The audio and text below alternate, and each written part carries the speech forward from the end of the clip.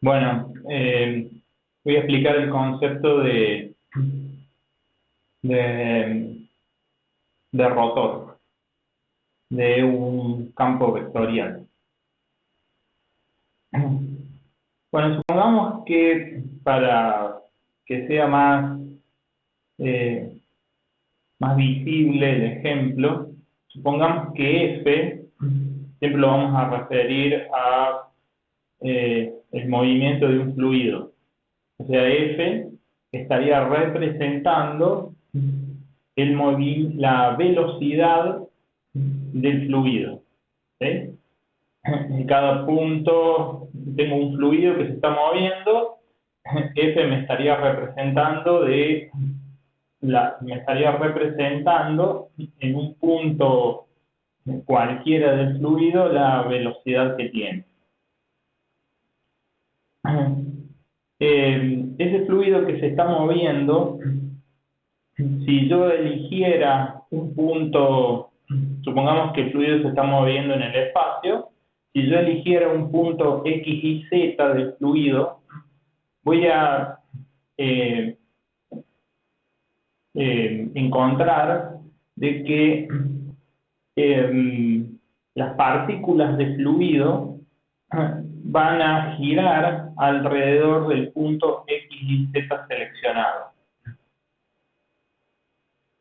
Ese fenómeno que se produce en el punto X y Z del giro el rotacional de las partículas de fluido alrededor de un punto cualquiera, X y Z, se conoce como circulación del fluido.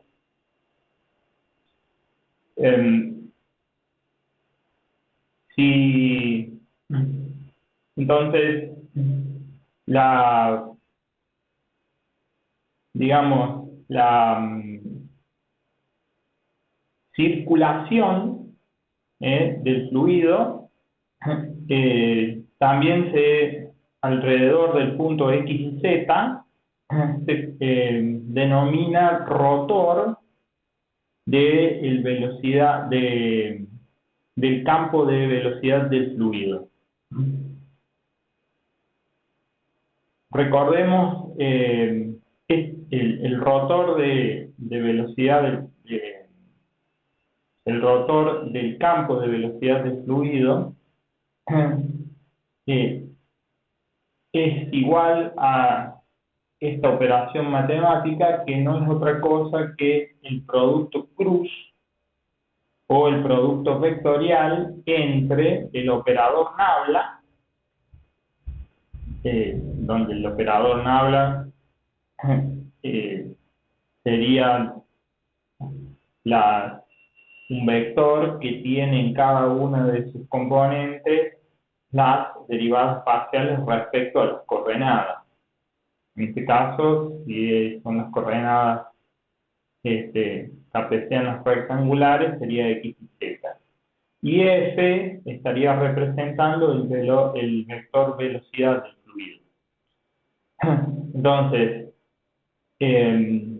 la circulación alrededor del punto X y Z está dado para un punto en particular, en este caso sería este punto de acá, está dado por el producto cruz entre nabla y el vector velocidad. Si hago el producto cruz, que vendría a ser resolver este determinante, bueno, nos da esta ecuación, siendo F un vector que tiene como componentes M, N y P.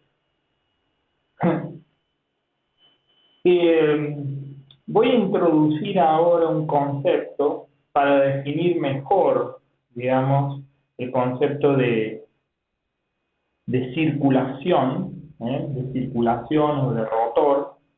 ¿Sí? Voy a introducir un teorema que lo vamos a ver más adelante, que es el teorema de Stokes. El teorema de Stokes me relaciona una integral de línea, ¿sí? O sea, una integral, bueno, si bien ese concepto también lo vamos a ver más adelante, pero vendría a ser sumar, digamos, punto a punto el valor, en este caso, si estamos hablando de la velocidad del fluido, y la línea es C, donde C es una curva cerrada, fíjense en la figura, C vendría a ser una curva cerrada, ¿sí? La integral de línea lo que me está diciendo es el valor de la sumatoria de el vector velocidad en la dirección de la curva. O sea, si yo sumo todas las velocidades en la dirección de la curva C, lo que voy a obtener es esta integral de línea. Entonces, que eso es precisamente lo que les acabo de decir, o sea, ¿qué sería la circulación? Y bueno, la circulación, el valor de la circulación, O sea, el concepto físico de circulación, obviamente que vendría a ser la de giro, la de un giro. Pero ¿cuál sería el valor de la circulación? Y bueno, el valor de la circulación de alrededor de un determinado punto, o mejor dicho, el valor de la circulación alrededor de una curva cerrada, alrededor de una curva cerrada, en este caso la curva cerrada C, está dado por la integral de línea del vector velocidad en la dirección de la componente tangencial a la curva. O sea, sintéticamente lo que sería es la sumatoria de la velocidad en la dirección de la curva C. Recorro toda la curva C y sumo todas las velocidades de las partículas alrededor de la curva C y eso me va a dar la circulación, la circulación. O sea, en definitiva lo que me está diciendo es la velocidad de giro, la velocidad de giro de las partículas alrededor de la curva C.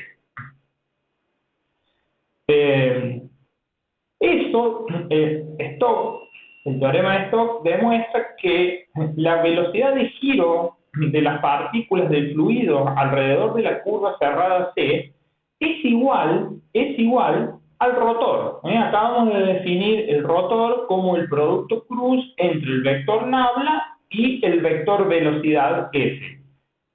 O sea, eso va a ser igual a la integral de superficie del rotor en la dirección n. ¿Por qué? Porque esta curva es una superficie orientada. O sea, esta curva, digamos,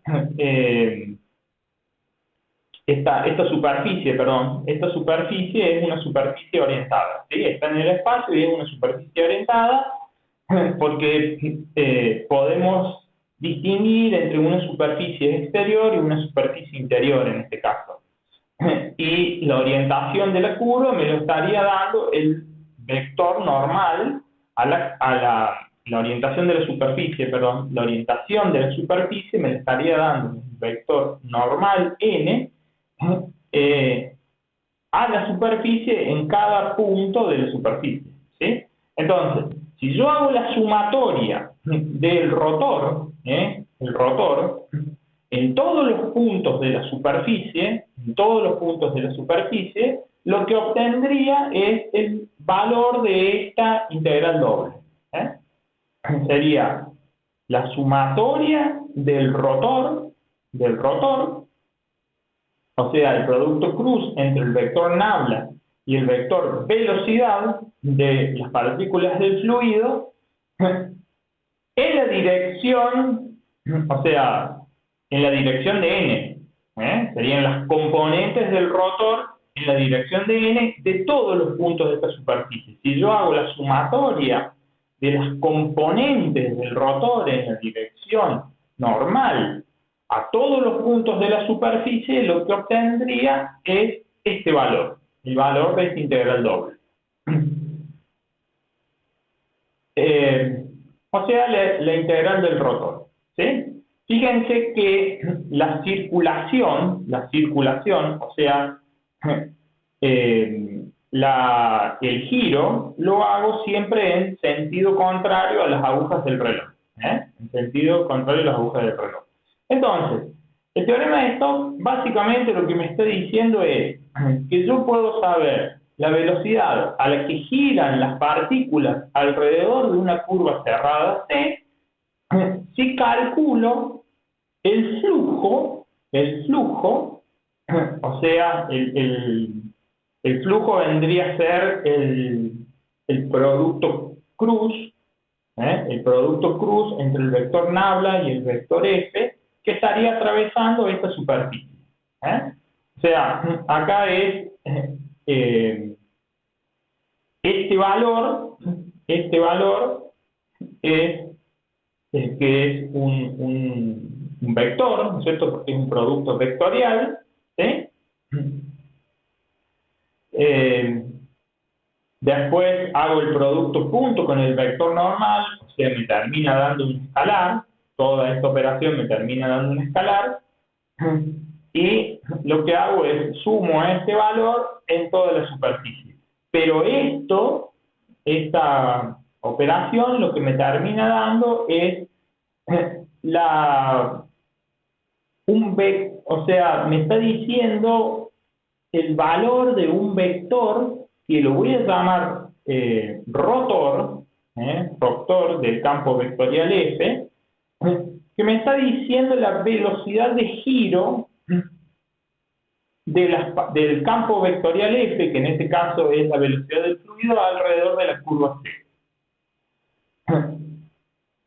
Ahora bien, si queremos saber qué nos dice el rotor, o sea, cuál vendría a ser el concepto físico de rotor, porque acá, digamos, es el rotor de toda la superficie, ¿sí? El rotor en toda la superficie.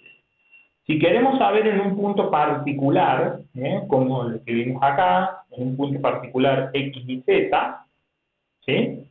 Habíamos dicho que el rotor nos daba una idea de la circulación de las partículas alrededor de ese punto. Bueno, pero vamos, digamos, a encontrar mejor esa circulación, ¿sí? Y para eso nos vamos a valer del teorema de Stokes.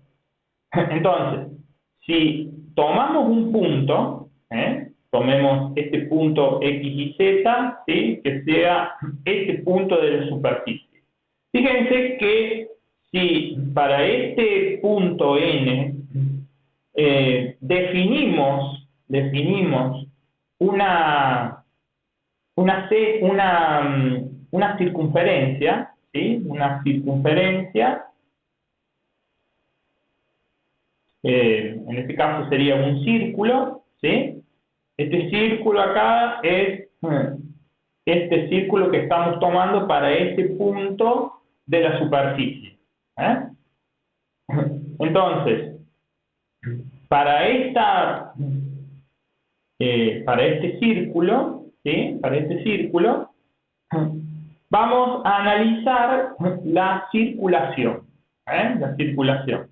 Entonces, habíamos dicho que la circulación en sentido contrario a las agujas del reloj era el valor de la sumatoria de todas las velocidades del fluido alrededor de esta curva C.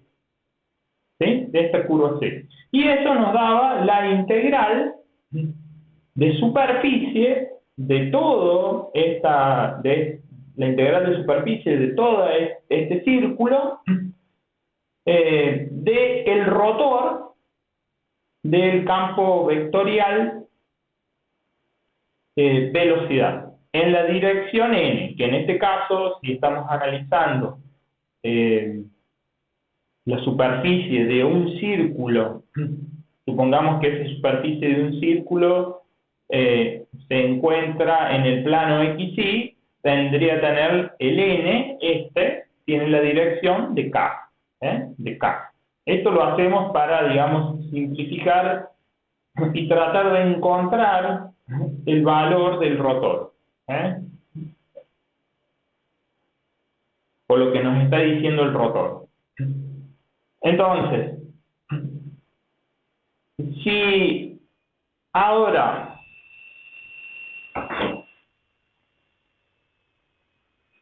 agarramos esta superficie, ¿cierto? El rotor de la superficie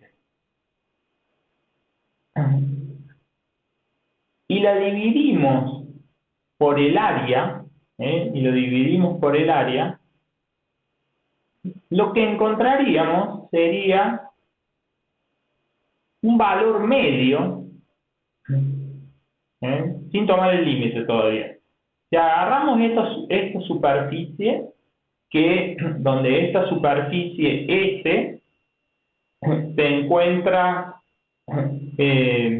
rodeada, digamos, o tiene como límite una curva frontera C, la curva frontera C, esta que está acá. Entonces, si lo dividimos a esta superficie por el área del círculo, lo que vamos a encontrar es el valor de la circulación de la velocidad del fluido alrededor de esta curva C por unidad de área, ¿sí? Y es un valor, digamos, un valor medio, no es el valor exacto. Ese valor por unidad de área, lo podríamos representar por el rotor, que es el producto cruz entre el vector nabla y el vector velocidad, en la dirección de U. Ahora bien, si tomamos el límite, cuando el radio de este círculo tiende a cero, lo que vamos a estar encontrando es el valor exacto, ¿sí?, del rotor en el punto X y Z, en este caso en el punto X, ¿sí?, que sería este que está acá. Entonces, el rotor lo que me está diciendo es el valor de la circulación en este caso, de las partículas de fluido, o sea, la velocidad en la que se mueven las partículas de fluido en un punto. Y eso, o sea, tiene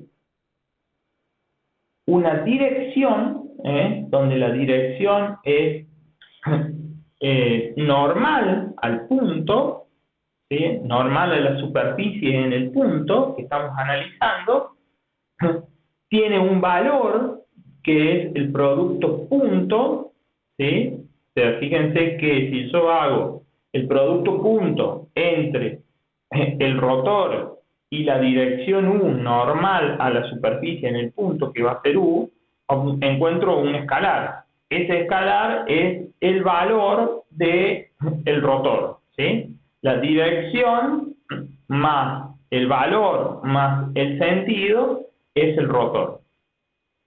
Entonces, si nosotros pusiéramos, o sea, tenemos un fluido que se está moviendo y en un punto X y Z hay una circulación, o mejor dicho, para verlo más gráficamente, un remolino, los remolinos que se forman en el agua, un remolino donde hay un giro un giro cerrado, digamos, alrededor de una curva cerrada, ¿sí? Podríamos averiguar la velocidad en la que se mueve, la velocidad, la dirección y el sentido, ¿no es cierto?, en la que se mueven esas partículas de fluido, Si pusiéramos una rueda con paletas, si pusiéramos una rueda con paletas, donde esa rueda con paletas tuviera un eje, bueno, la velocidad en la que se mueve esa rueda con paletas en el fluido, supongamos que sea microscópica y que no afecte, que sea tan chiquita que no afecte, digamos, las partículas de fluido, ¿sí? El movimiento de las partículas de fluido donde se coloca. Bueno, la velocidad en la que gira esa rueda me está diciendo la circulación, el sentido, o sea, para dónde apunta el eje,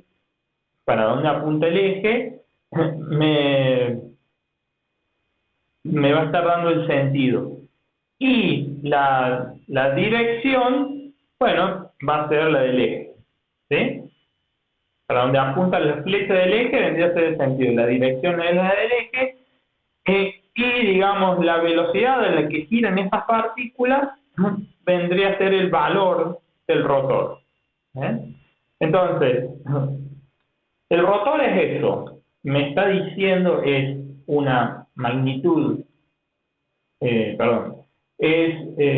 una magnitud vectorial, o sea, tiene un valor, una dirección y un sentido, que me está diciendo la velocidad. El concepto físico sería la velocidad en la que están girando las partículas afectadas por el campo vectorial F, en forma cerrada.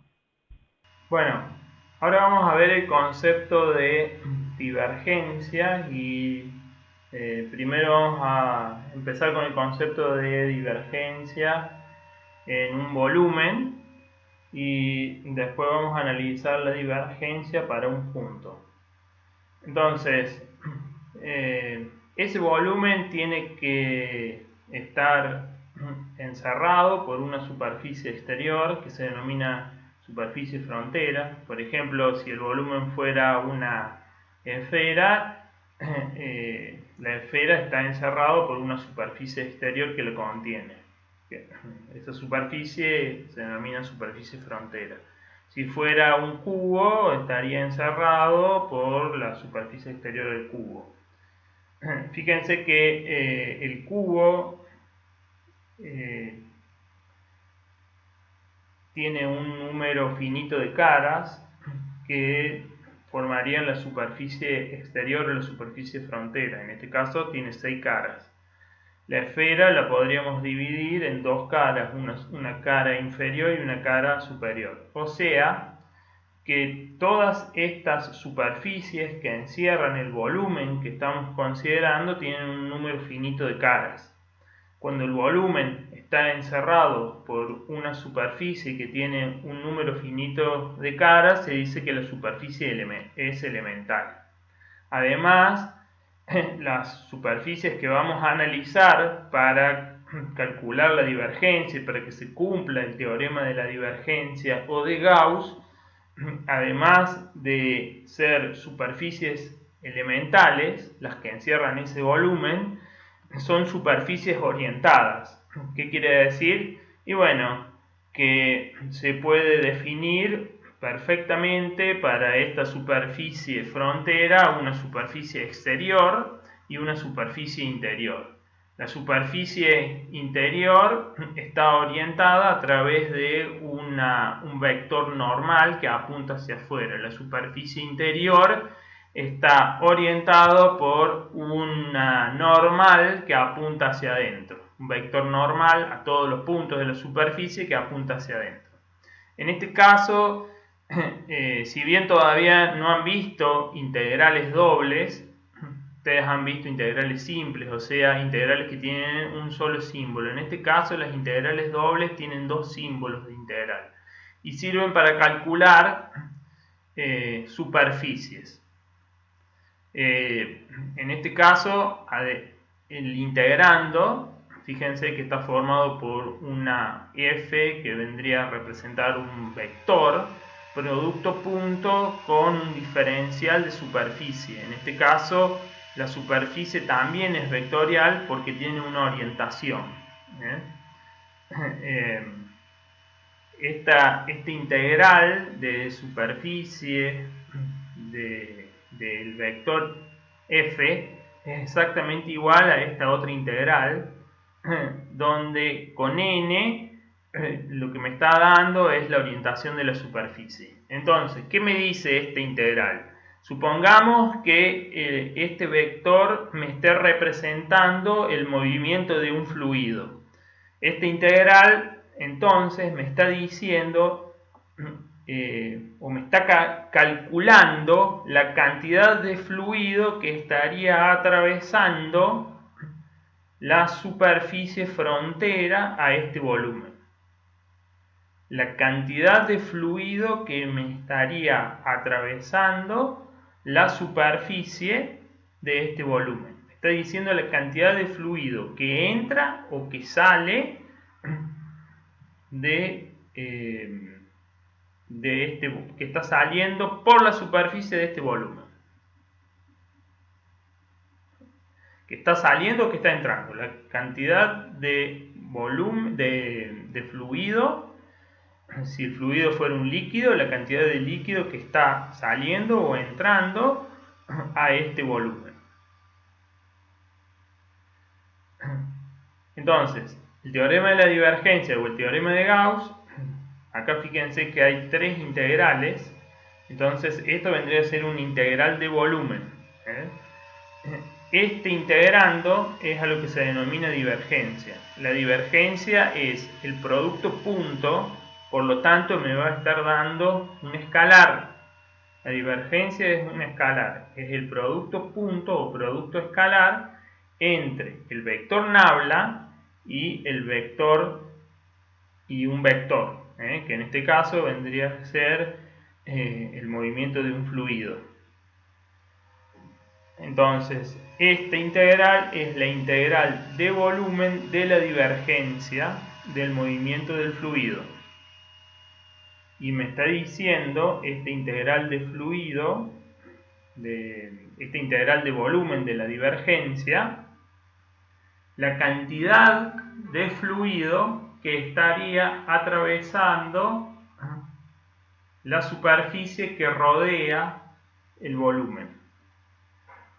O sea, la cantidad de fluido que estaría entrando o saliendo a ese volumen es lo que me estaría diciendo esta integral. Esta o esta, pues son exactamente iguales. Para analizar el concepto de divergencia en un punto, no en todo el volumen, sino en un punto en particular,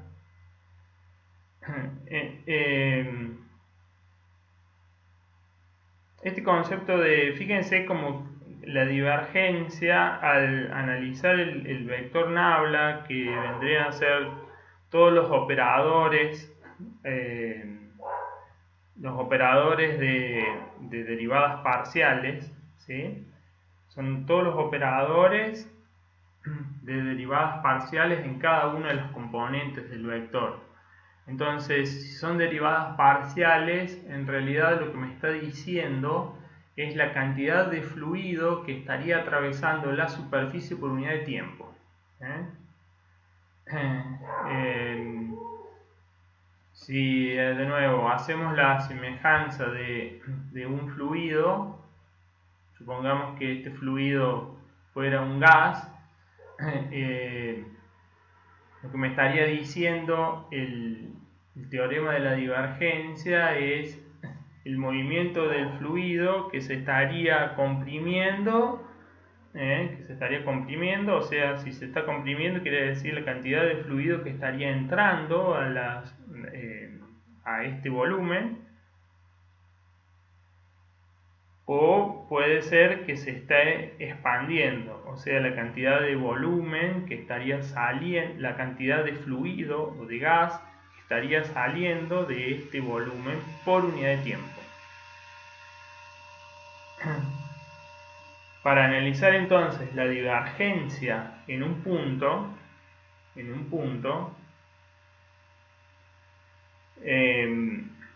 lo que vamos a hacer es, vamos a tomar el teorema del valor medio de las integrales.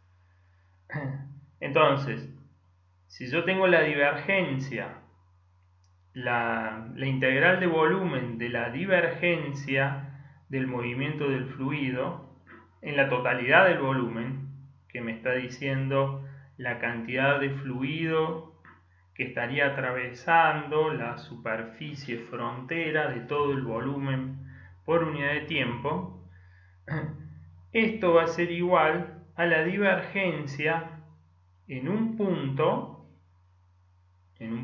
Q por el volumen. Entonces, el teorema del valor medio de las integrales me está diciendo que va a haber un punto Q, tal que si yo le calculo la divergencia a ese punto Q y lo multiplico por el volumen, lo que voy a encontrar es la cantidad de fluido que estaría entrando o saliendo a todo el volumen. Supongamos que este volumen fuera en particular, para que se entienda mejor este concepto de divergencia en un punto, fuera el volumen de una esfera, y que esta esfera el centro de la esfera coincida con el centro de coordenadas cartesianas rectangulares. Entonces, si empezamos a achicar el radio de la esfera y lo hacemos tender a cero, este punto Q que va a estar ubicado en algún punto de la esfera y que me da la divergencia total, a medida que vamos achicando la esfera, este punto Q se va reubicando, y voy a encontrar un punto Q que me esté dando la divergencia total del volumen. Este punto Q se va a ir reubicando a medida que yo voy achicando el radio, y va a terminar siendo el centro de la esfera, obviamente. ¿Por qué? Porque yo voy achicando el radio de la esfera haciéndolo tender hacia el centro, haciéndolo tender hacia un punto. Entonces voy a llegar a la conclusión de que la divergencia en un punto que me está dando la totalidad del volumen va a ser la divergencia del punto P que coincide con el centro de la esfera, o sea, la divergencia en un punto. Entonces, la divergencia en un punto lo que me está diciendo es el movimiento del fluido en ese punto. O sea, me está dando la cantidad de fluido por unidad de volumen por unidad de tiempo. Fíjense que el volumen total que me estaría representando, en este caso, el volumen total de toda la esfera, ¿sí?, lo pasé, en este caso, para el otro lado, dividiendo. Lo pasé dividiendo. Como esto es igual a esto, pasé este volumen, lo pasé dividiendo acá, que sería esta parte. ¿Sí? Entonces, lo que estaría encontrando es la cantidad de fluido que estaría atravesando la superficie frontera del volumen por unidad de volumen. Cuando el valor de ρ lo hago tender a cero, esta superficie se va comprimiendo y va a tender a un punto, que vendría a ser el punto P. Entonces, la divergencia en un punto lo que me estaría dando es la cantidad de fluido en este punto por unidad de volumen y por unidad de tiempo. Por unidad de tiempo.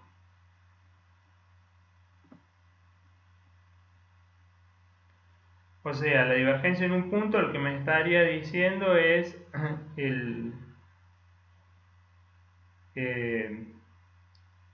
si el volumen, si el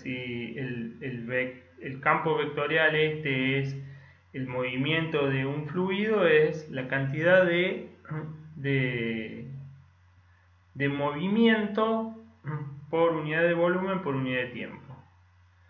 Si es este vector o campo vectorial estaría representando la velocidad de un fluido, lo que me estaría diciendo la divergencia en un punto es la cantidad o la tasa de velocidad por unidad de volumen por unidad de tiempo, o la cantidad de velocidad por unidad de volumen por unidad de tiempo, y así, dependiendo de lo que me represente este campo vectorial, va a ser la cantidad por tiempo por volumen. Si la divergencia es mayor a 0, se dice que hay una fuente y la cantidad de fluido está saliendo por el volumen que se está analizando.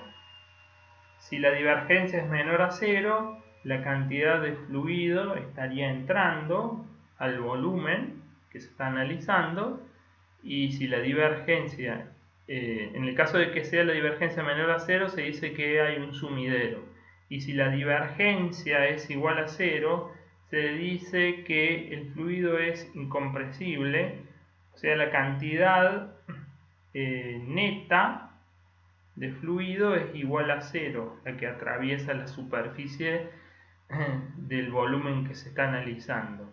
O sea, la cantidad de fluido que está entrando por la superficie es igual a la que está saliendo.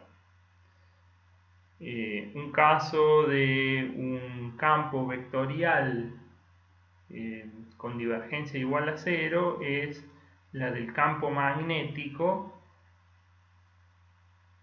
El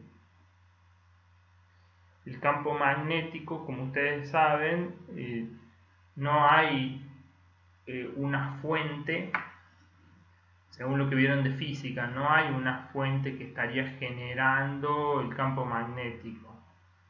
O sea, no hay dos polos distintos como en el caso del campo eléctrico, o sea, un polo positivo y un polo negativo. En el caso del campo magnético, los polos no se pueden separar. Entonces, el flujo magnético, tanto el que sale como el que entra de una partícula, es igual a 0. Por eso se dice que es solenoidal. Ahora lo que vamos a ver es algunos ejercicios que he seleccionado para que ustedes puedan utilizarlos como modelo para resolver los ejercicios que están en la guía 3, referidos a la parte de divergencia y de rotor. En la actividad número 1 es un ejercicio que lo he sacado de libro, y les está pidiendo encontrar la divergencia de un campo vectorial F y el rotor, ¿sí? Les dice la divergencia del campo vectorial F y encontrar el rotor del campo vectorial F, donde el campo vectorial F es igual a este vector. Fíjense que he seleccionado dos ejercicios, entonces lo que hay que encontrar es la divergencia de este vector y de este otro vector. Para el punto 19, bueno, como ustedes saben, la divergencia es un producto punto, o sea que me va a estar dando un número, es un escalar. Es el producto punto del vector nabla, que está acá, ¿sí? está formado por las derivadas parciales de cada una de las coordenadas cartesianas, en este caso está dado en coordenadas cartesianas, por producto punto con el vector f, que el vector f está dado por esta ecuación matemática. Entonces lo que hago es, al hacer el producto punto, solamente analizo las derivadas parciales respecto de x de la primer componente del vector, que vendría a ser la derivada parcial del logaritmo natural, en este caso es una función compuesta.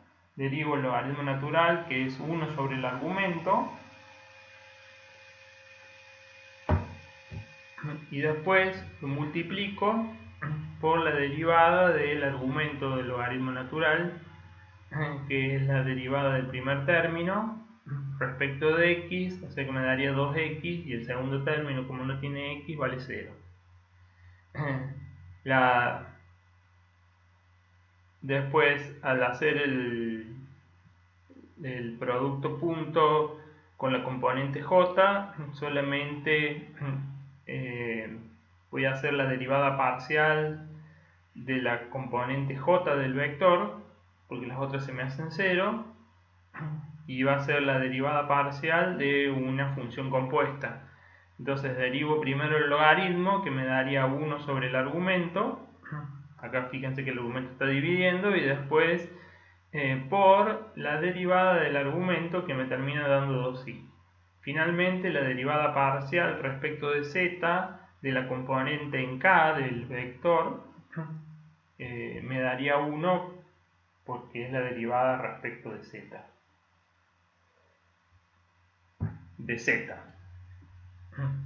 Entonces, la divergencia me terminó dando una función escalar. En los ejercicios que ustedes tienen en la guía, les pide evaluar además en el punto. En este caso no hay un punto para evaluar, pero lo que tendrían que hacer una vez que encontraron la divergencia es reemplazar los valores de x y z por los valores que le dan del punto. Para encontrar el rotor, que vendría a ser el producto cruz o el producto vectorial entre el operador Naula y el vector que les están dando, lo que tenemos que hacer es armar el determinante y resolverlo. Entonces esto me va a dar un vector, entonces lo que hago es encuentro la componente ni, que vendría a ser el determinante de la submatriz, que resulta de eliminar la columna que contiene i y la fila que contiene i. Entonces hago la derivada parcial de i respecto de z, que es lo que está acá, menos la derivada parcial de z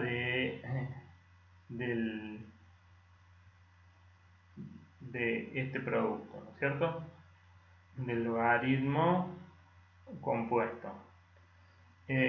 Para j vendría a ser menos la derivada parcial de x de z menos la derivada parcial de z del logaritmo. Y así voy armando todos los determinantes con las submatrices que resultan de eliminar la fila y la columna que corresponden a cada versor.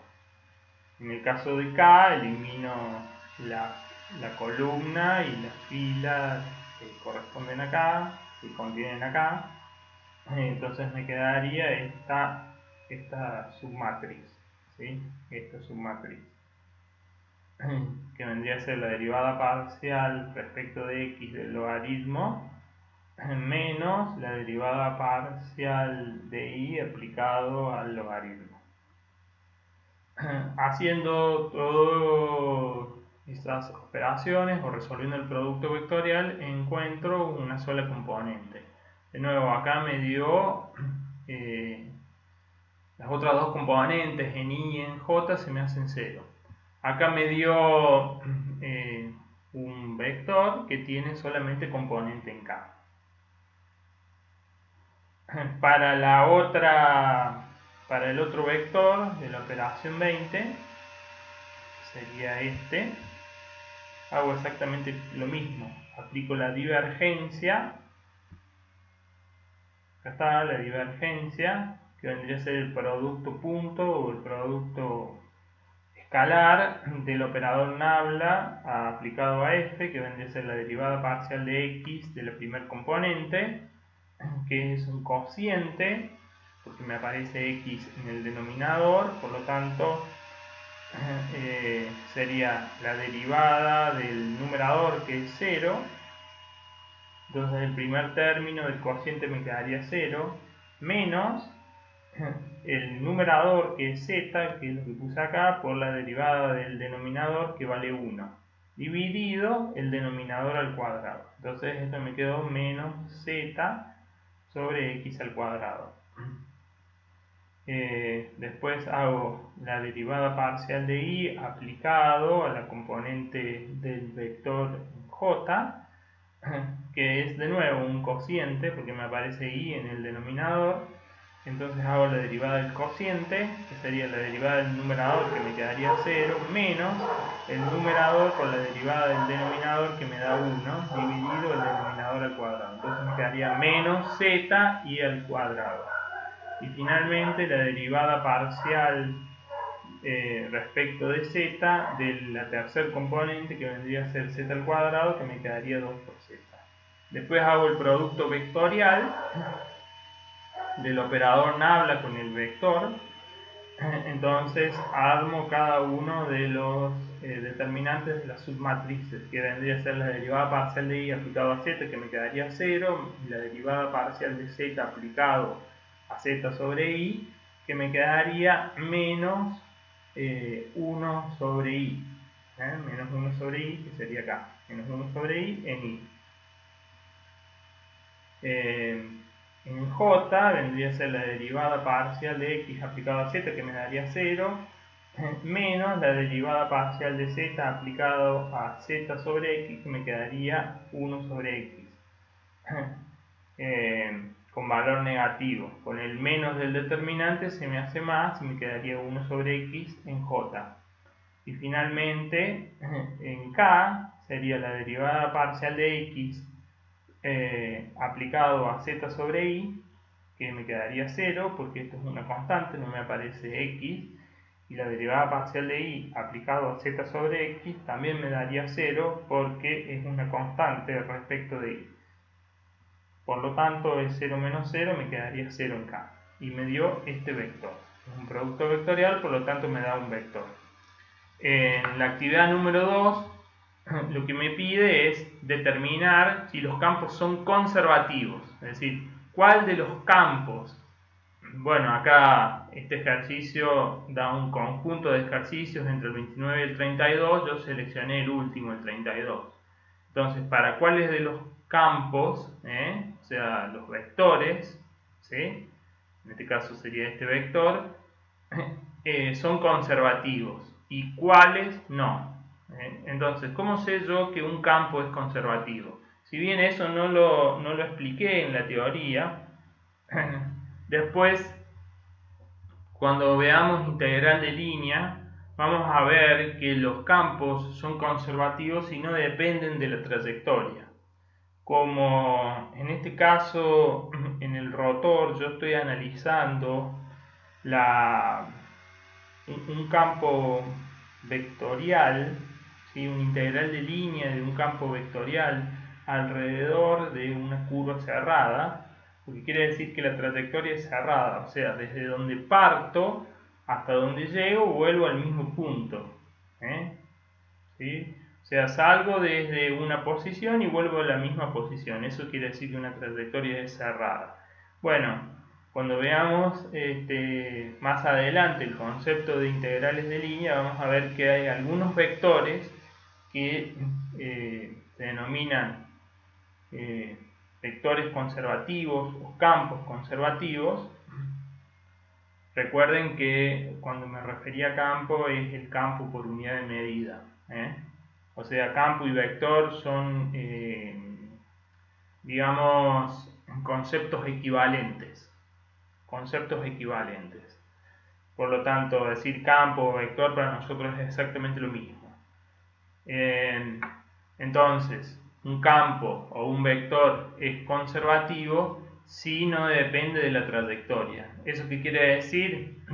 Que, bueno, que si yo hago la integral de línea de un campo conservativo, de una trayectoria cerrada, eso va a valer 0. Y como por el teorema de Stokes, yo lo que estoy relacionando es un producto vectorial de un campo con una integral de línea cerrada, la única forma que la integral de línea valga 0 es que este rotor valga 0. En definitiva, un campo vectorial va a ser conservativo si el rotor es igual a 0. 0 vector, ¿no es cierto? Porque recuerden que un rotor lo que les está dando es un vector. Si todas las componentes del vector valen 0, quiere decir que el campo es conservativo. Por lo tanto, en este caso, que me está pidiendo determinar si este campo es conservativo, lo que tendré que hacer es encontrar el rotor y ver si me da un vector donde todas las componentes valen 0. Si todas las componentes valen 0, quiere decir que ese campo es conservativo. Bueno, entonces lo que hago es hago el rotor de F, que vendría a ser este determinante, resuelvo este determinante, que para I vendría a ser la derivada parcial de I aplicado a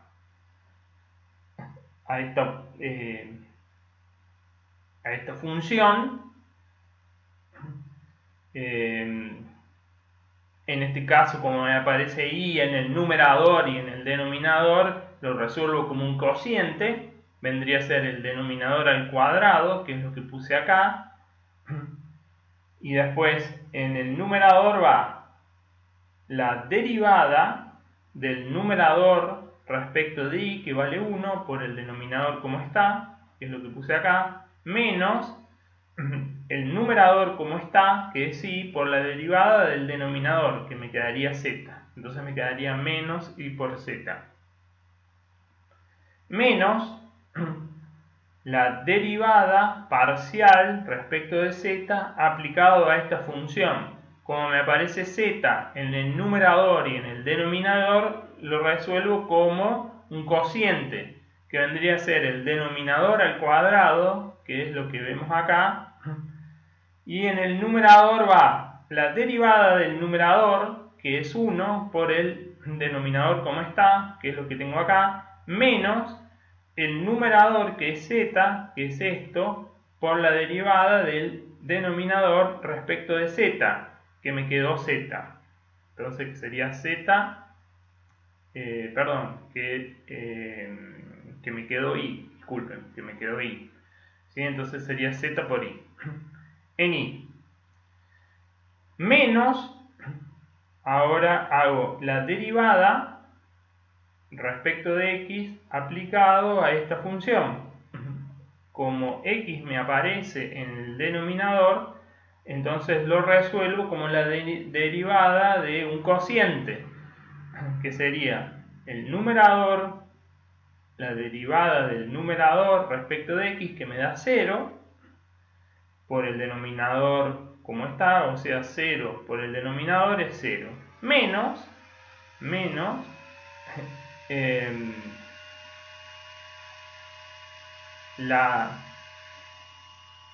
el numerador, que es y, que sería este y que está acá, por la derivada parcial respecto de x del denominador, que esto me quedó 1, porque esto es 0, porque son constantes respecto de x. Por lo tanto me quedaría menos y sobre el denominador al cuadrado. menos la derivada parcial respecto de z de esta función, que también como z me aparece en el denominador es un cociente. Sería la derivada del numerador respecto de z, que es una constante, que por lo tanto vale 0, menos la derivada de menos la derivada del denominador por el numerador como está. O sea, el numerador vale 1, la derivada del denominador sería y. Con el menos del cociente y el menos del determinante me quedó más. Por lo tanto, esto sería la componente en J. La componente en K es hacer este determinante. Sería la derivada parcial respecto de x de esta función. Como x me aparece en el denominador, es un cociente, me va a quedar, como el numerador no depende de x, el primer término del cociente me queda 0, menos z por la derivada del denominador, que me quedaría 1. Entonces me quedó menos z sobre el denominador al cuadrado, menos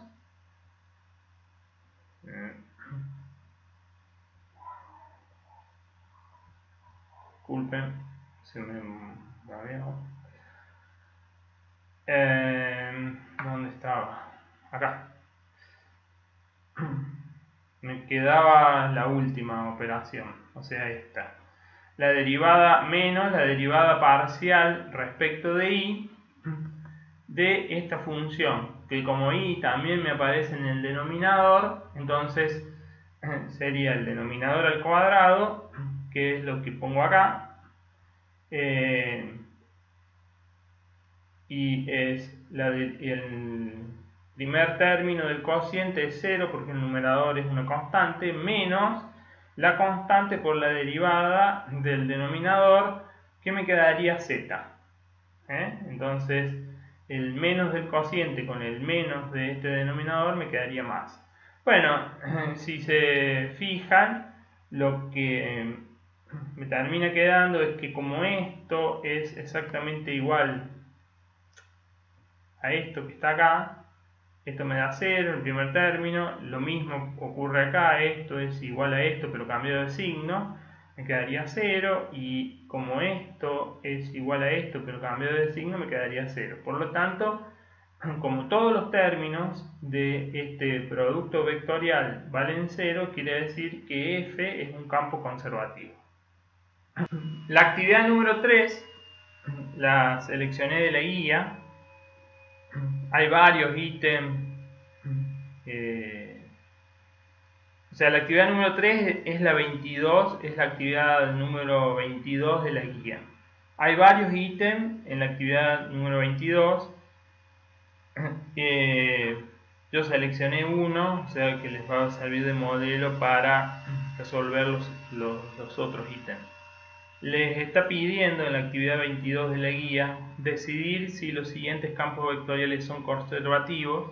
En el caso de que lo sean, encontrar la función potencial.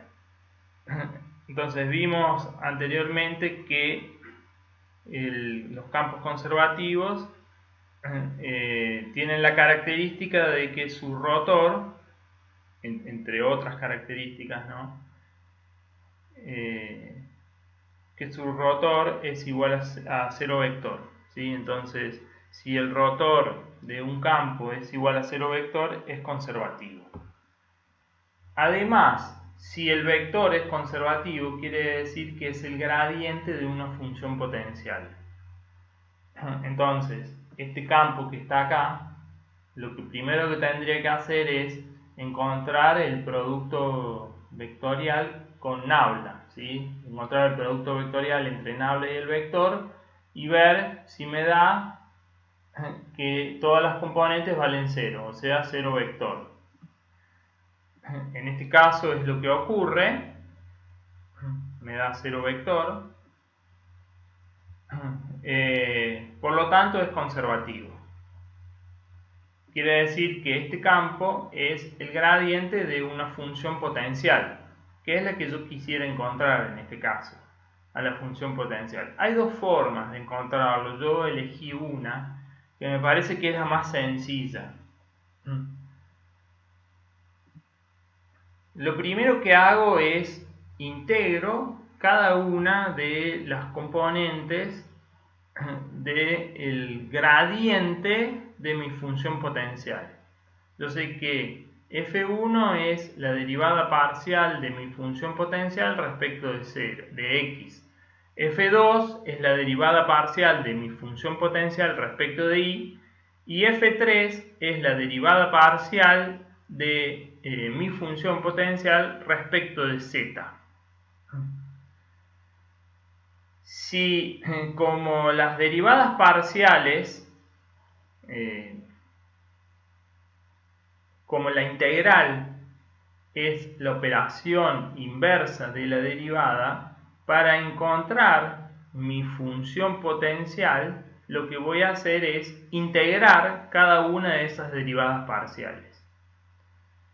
Integro, como acá en este caso estoy derivando en la primer componente parcialmente respecto de x, voy a integrar respecto de x.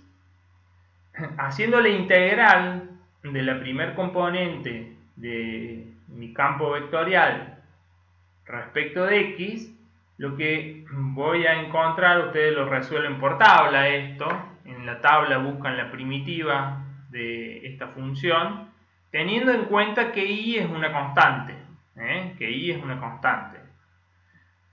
Acá estoy integrando solamente respecto de x, por lo tanto esta integral, la variable es x, y va a ser una constante. Entonces, si lo hacen por tabla, van a encontrar que la primitiva es esta. Como esta integral es indefinida, tendría que ir más una constante. Ahora, como mi función escalar en general va a depender de x y de z, en general, tengo que agregarle más una función, en este caso,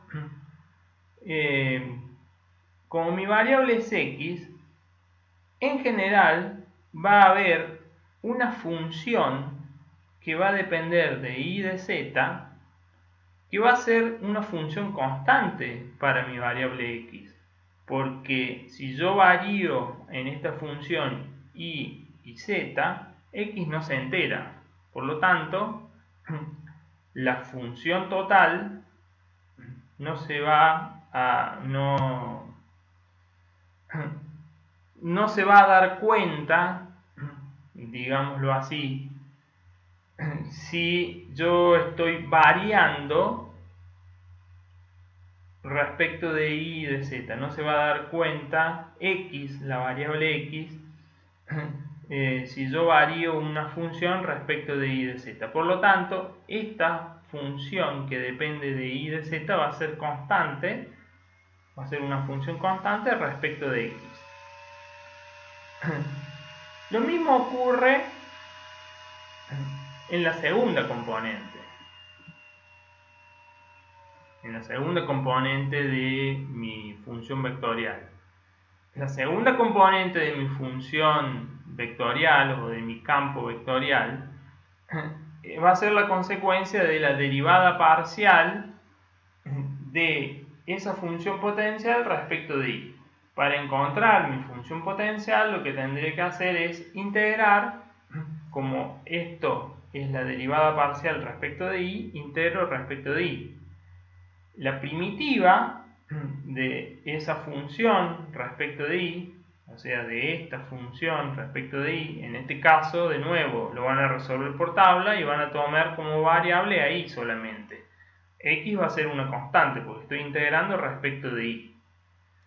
Esa integral me va a dar esta primitiva más una constante. En este caso, en general, la constante va a ser una función que depende de x y de z, porque si yo varío a x y z, mi función no se va a enterar, mi función, o sea, mi parte de la función que depende de y, no se va a enterar de la variación, porque yo lo estoy variando respecto a x y a z. Por lo tanto, mi función escalar va a ser la primitiva más una función que depende de x y de z, que vendría a ser constante para y. Para el tercer término de mi función vectorial o de mi campo conservativo, que es la derivada parcial de la función potencial respecto de z, para encontrar la función potencial hago la integral de la tercer componente del vector, que en este caso el tercer componente del vector es 1, o sea que integro 1 respecto de mi variable z. ¿Por qué? Porque estoy derivando parcialmente respecto de z. Entonces voy a encontrar una primitiva que va a ser z, porque si a esto lo derivo respecto de z me da 1, más una constante que en este caso, en lo más general, va a ser una función que depende de x y de y. Porque si a esta función que va a ser mi constante, la varío respecto de x y de y, la parte de la función que depende de z ni se va a enterar, porque la variación es respecto de x y de y. ¿Cómo encuentro entonces mi función potencial? Fíjense que todas estas, esta, más esta, son, cada una de estas sería mi función potencial. El problema es que tengo acá una parte arbitraria que no la conozco. Es arbitraria porque no la conozco, que va a ser una función f1, una función f2 y una función f3. Son distintas porque en cada caso van a depender de una variable distinta. Lo que tendría son tres ecuaciones y tres incógnitas. Mis incógnitas van a ser f1, f2 y f3. Tengo tres ecuaciones, tres incógnitas. Si son linealmente independientes, por el método de igualación, de eliminación y todos los métodos que conozca, si son linealmente independientes, podría eliminar mis variables arbitrarias y encontrar la solución. En este caso, para eliminar las variables arbitrarias, vamos a hacer, digamos, un procedimiento que es exactamente igual a si yo igualara cada una de estas funciones y iría eliminando mis funciones arbitrarias. El procedimiento, ¿sí?, para encontrar entonces mi función escalar es, de cada una de estas ecuaciones, lo que hago es tomo mis términos distintos. O sea, en la función final, en mi función potencial, pongo todos los términos distintos. Y si se repiten los términos, los coloco una sola vez. O sea, elijo todos los términos distintos que no sean mis funciones arbitrarias. Y si se repiten los términos distintos, los coloco una sola vez. En este caso, tengo este solo término porque el otro término es arbitrario. Para la segunda ecuación tengo este otro término definido porque el otro es arbitrario. Y para la tercera ecuación tengo este solo término definido porque el otro es arbitrario. Entonces, de todos los términos que tengo definido, este y este son distintos. Por lo tanto, los coloco en mi función final, en la función potencial que quiero averiguar. Coloco este y coloco z. Fíjense que este término se repite, pero como se repite, los coloco una sola vez. Entonces, de nuevo, de todas las ecuaciones que tengo, los términos que están definidos, los únicos distintos son este y este, o este y este, ¿sí? Entonces van en la ecuación final. Como este y este se repiten, los coloco una sola vez. No lo vuelvo a colocar dos veces acá, lo coloco una sola vez. Pongo todos los términos distintos de las ecuaciones que obtuve, todos los términos distintos definidos, y si se repiten, los coloco una sola vez. También va a ir más una constante, en este caso más la constante c, no sería una función, sino una constante. ¿Por qué? Porque, bueno, en este caso la función escalar la obtuve de integral en forma indefinida.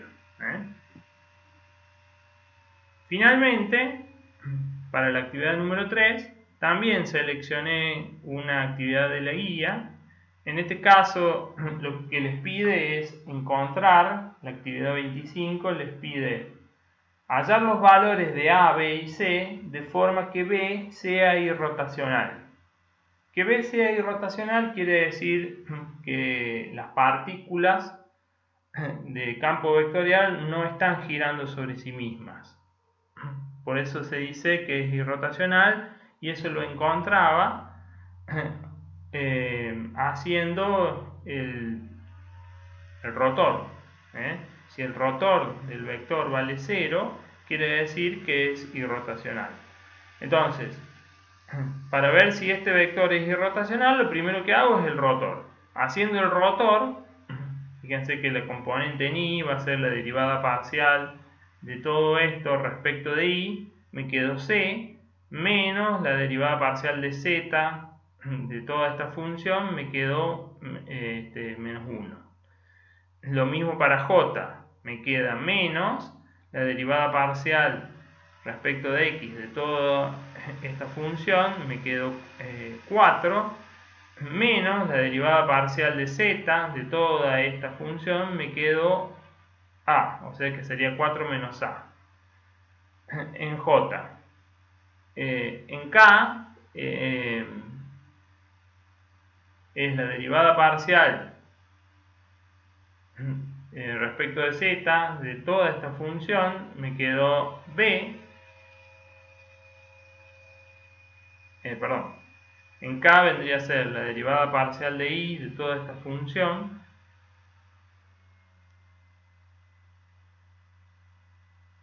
en la segunda componente, que me quedó 0, y la derivada parcial respecto de x de toda esta función en la primera componente, que me quedó b. O sea que sería la derivada parcial respecto de x de toda esta función es b, menos la derivada parcial respecto de y de toda esta función, que vale 0. O sea que me quedó b menos 0. Para que sea irrotacional, este término tiene que ser 0, por lo tanto c vale 1. Acá este otro término tiene que ser 0, por lo tanto a vale 4. Y acá, para que este término sea 0, b tiene que valer 0. Y en esas condiciones es irrotacional.